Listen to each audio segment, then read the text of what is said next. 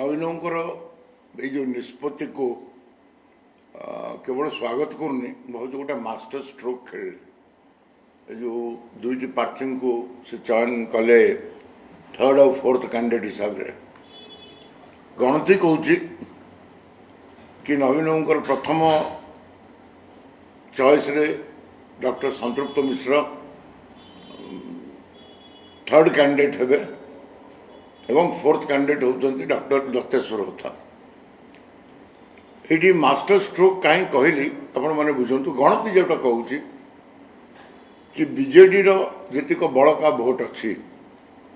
एवं कांग्रेस जीक भोट अच्छी मिसिले दत्तेश्वर होता सुनिश्चित भाव राज्यसभा को निर्वाचित हेबे एथुरु गोटे पॉलिटिकल मेसेज नवीन पट्टनायक दौरान कि मुझे जड़े व्यक्ति को बाछी जो व्यक्ति अनेक दिन धरिक पब्लिक सर्विस रे थे डॉक्टर दत्तेश्वर होता एवं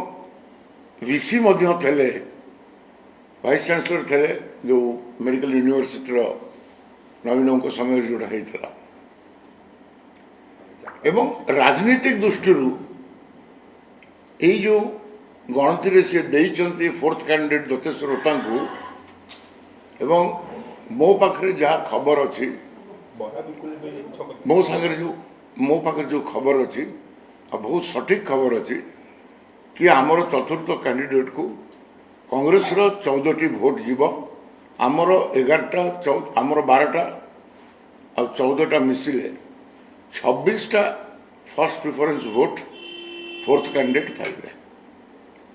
एवं बीजेपी बड़का भोट मात्र दुईटी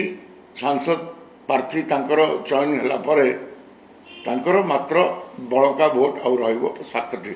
6-7टी तेणु कस्मिन काले फोर्थ कैंडिडेट बीजेपी जहाँ भी षड्यंत्र कले जो कौन सी गणना कले